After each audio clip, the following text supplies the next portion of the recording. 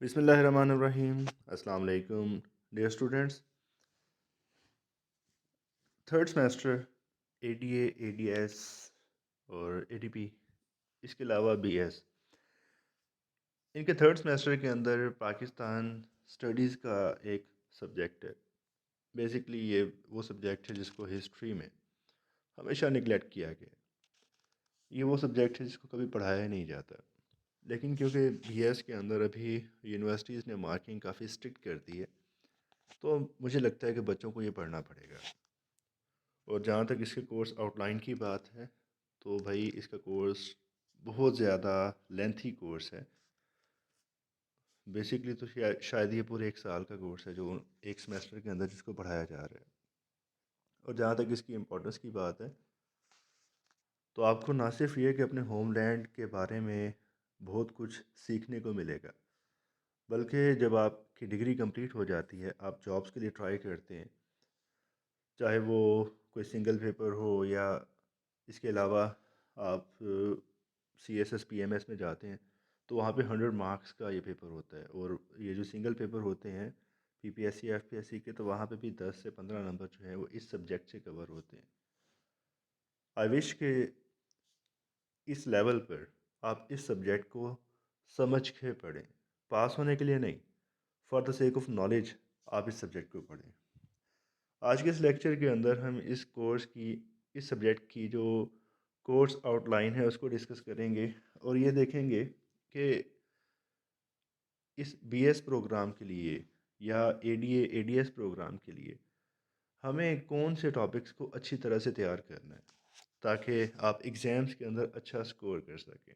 But I wish कि आप इस इस पर्सपेक्टिव से बुलंद होकर इस सब्जेक्ट को पढ़ें, ताकि आपको आपकी नेशनल हिस्ट्री समझ आए, आपको पॉलिटिकल हिस्ट्री की समझ आए, आप पॉलिटिकल प्रॉब्लम्स को समझें, इकोनॉमिक और फिजिकल इश्यूज़ को समझें, और देन उनके सॉल्यूशंस के लिए अपना रोल प्ले कर सकें।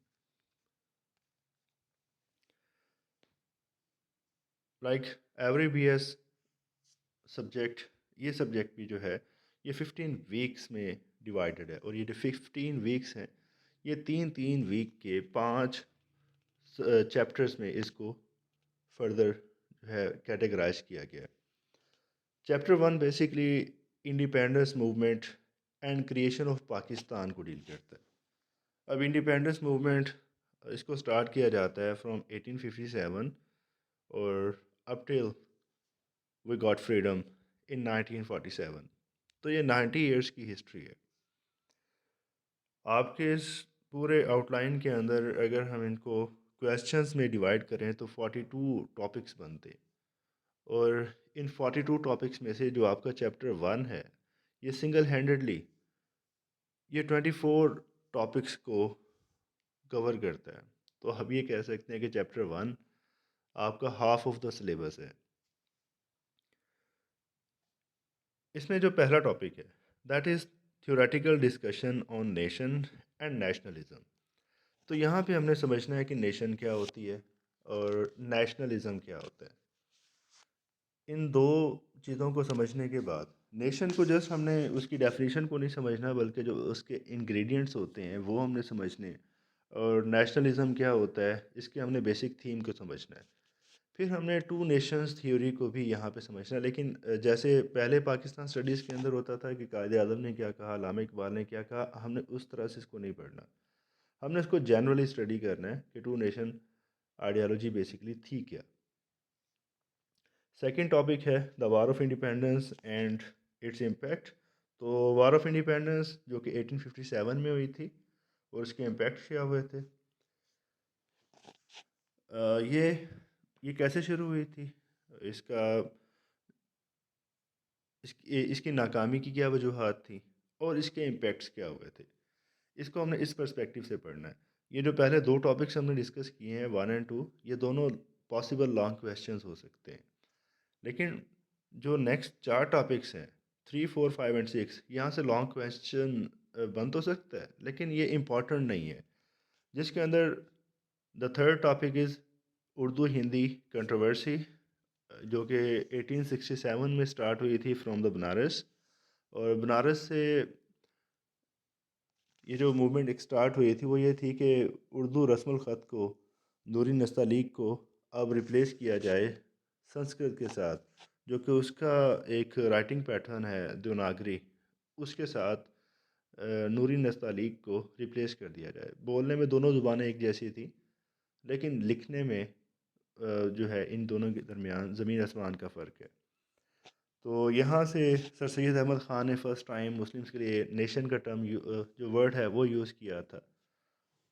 तो यूँ कहा यह जाता है कि that was the birth of two nation ideology, and sir Syed Ahmed Khan was the founder of two nation ideology. इसके बाद जो है शिमला डेपुटेशन 1906, और फिर उसी की बेस पे मुस्लिम लीग बनाई गई थी। और देन 1905 के अंदर political basis, sorry administrative basis पे बंगाल को डिवाइड किया गया था, और ये हिंदूज़ ने इसको, मल्टीपल फैक्टर्स थे, पॉलिटिकल फैक्टर भी था, सोशल भी था, इकोनॉमिक भी था। तो इन फैक्टर्स की बेसिस पे हिंदूज़ ने इसको अपोज किया था। तो and then how did the Muslims respond? Shimla deputation 1906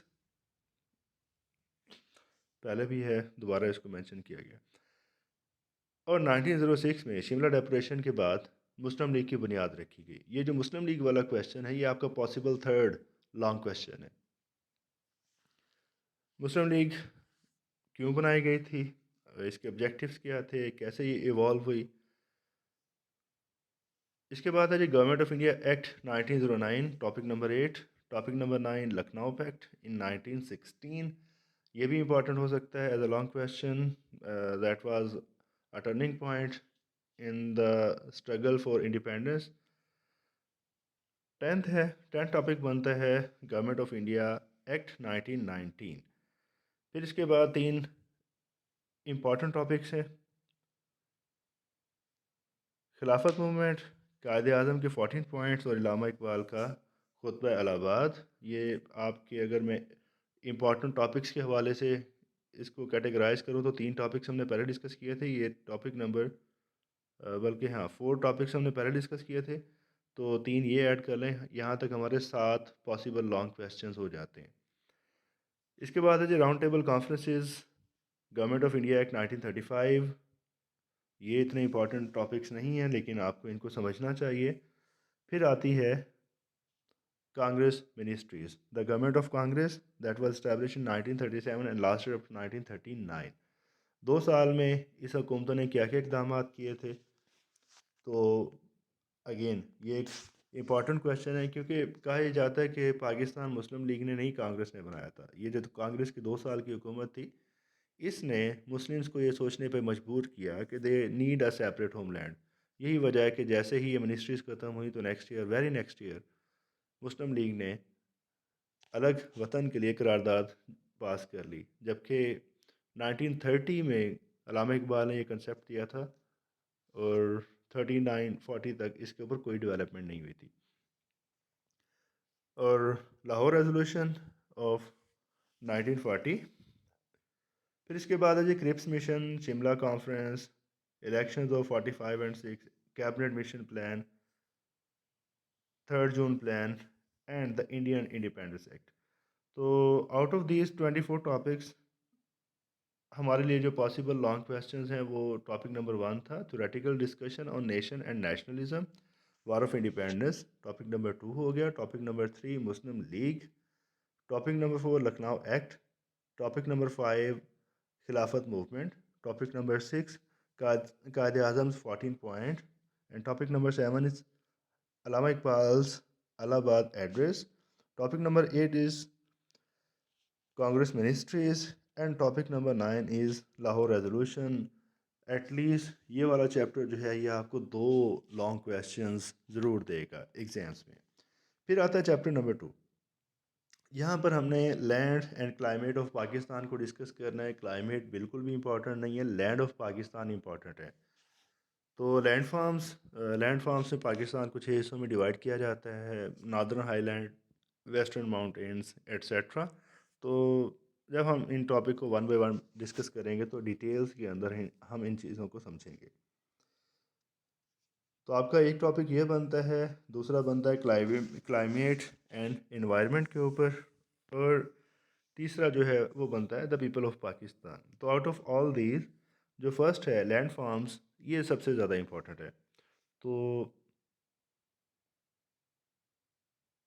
9 long questions के टॉपिक्स हमने पहले डिस्कस किए थे, तो ये आपका 10वां टॉपिक हो गया। चैप्टर नंबर 3, चैप्टर नंबर 3 से भी एक लॉन्ग क्वेश्चन ज़रूर मिलेगा आपके फाइनल्स के अंदर। यहाँ पर पहले ही आपके पास आपकी पॉलिटिकल एंड कॉन्स्टिट्यूशनल डेवलपमेंट है 1947 से 1971 तक। इसमें आपका पहला जो है ऑब्जेक्टिव रेजोल्यूशन, वो इम्पॉर्टेंट हो सकता है यहाँ से। फर्स्ट कॉन्स्टिट्यूशन ऑफ 1956, ये इम्पॉर्टेंट नहीं है, लेकिन ये एक क्वेश्चन हो सकता है कि पहला कॉन्स्टिट्यूशन बनाने के अंदर क्या क्या प्रॉब्लम्स थे।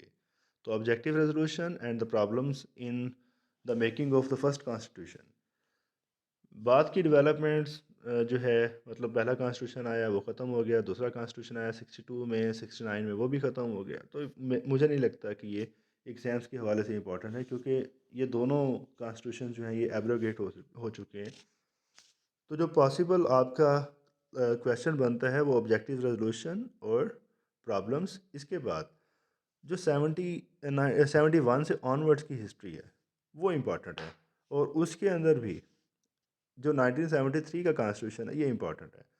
उसके जो बेसिक फीचर्स हैं वो, और 73 के कॉन्स्टिट्यूशन के बेसिस पे जो आपका पॉलिटिकल स्ट्रक्चर बनता है वो, और सबसे important Islamic provisions of the constitution of 1973। तो ये कोई 5 या 6 टॉपिक्स बनते हैं इस चैप्टर में से, और यहाँ से भी एक लॉन्ग क्वेश्चन ज़रूर आएगा। तो चैप्टर नंबर 1 से 2 possible long questions, chapter number 3 से एक लॉन्ग क्वेश्चन ज़रूर आएगा। चैप्टर नंबर 2 इस हवाले से कोई बहुत ज़्यादा इंपॉर्टेंट नहीं है, लेकिन वो 2 या 4 में से 2, 4 या 5 में से कोई एक लॉन्ग क्वेश्चन ज़रूर देगा। तो चैप्टर नंबर 4 ये बेसिकली,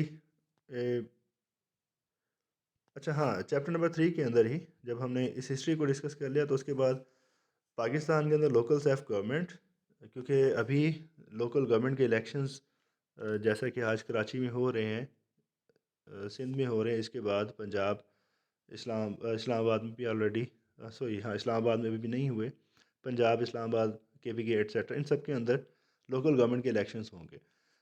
हमने यहाँ पे क्या देखना है, लोकल गवर्नमेंट सिस्टम के प्रॉब्लम्स क्या हैं, इसकी हिस्ट्री और इसके प्रॉब्लम्स, पॉलिटिकल पार्टीज़ और पॉलिटिकल सिस्टम, गवर्नमेंट एंड रजीम इन पाकिस्तान, तो ये इंपॉर्टेंट नहीं है। चैप्टर नंबर 4 इसमें पाकिस्तानी सोसाइटी एंड कल्चर, जिसके अंदर हमने सोशल स्ट्रेटिफिकेशन को देखना है। स्ट्रेटिफिकेशन ऑलरेडी आप लोग पढ़ चुके हैं इस टॉपिक को, और फिर पाकिस्तान के कल्चर को समझना है, यहाँ पे जो प्रॉब्लम्स हैं उनको समझना है। And then chapter number 5, important one, यहाँ पर है जी इकोनॉमिक डेवलपमेंट। ये जो हिस्ट्री है, लेकिन ये कोई इतना इम्पोर्टेंट टॉपिक नहीं है। Agriculture from 1947 and till date, तो इसमें क्या क्या प्रॉब्लम्स हैं ये इंपॉर्टेंट है। रिफॉर्म्स जो हुई थी वो इम्पॉर्टेंट है। Topic number 41 is industry 1947 and onwards. Again यहाँ पे जो इसकी डेवलपमेंट है वो इम्पॉर्टेंट है, जो प्रॉब्लम्स हैं वो इम्पॉर्टेंट है, और जो फिजिकल डेवलपमेंट है। तो chapter number 1, chapter number 3 and chapter number 5 ये मोस्ट इम्पॉर्टेंट टॉपिक्स हैं, चैप्टर्स हैं आपके लिए। कमिंग डेज़ में इंशाल्लाह कोशिश करेंगे कि इन तमाम टॉपिक्स के ऊपर वन बाय वन आपके साथ लेक्चर्स जो हैं वो शेयर किए जाएं। तो बहुत जल्दी तो पॉसिबल नहीं है, लेकिन एटलीस्ट ये कोशिश ज़रूर होगी कि आपको वीकली 3 लेक्चर्स इन टॉपिक्स पे मिलते रहें। तो इस चैनल पे अपलोड होने वाले लेक्चर्स को देखते रहिए, और इस चैनल को अपने दोस्तों के साथ शेयर भी करें, उनको भी बताएं ताकि उनका भी भला हो सके। कोई क्वेश्चन हो, कोई सजेशन हो तो आप शेयर कीजिएगा। Thank you so much. अल्लाह हाफिज़।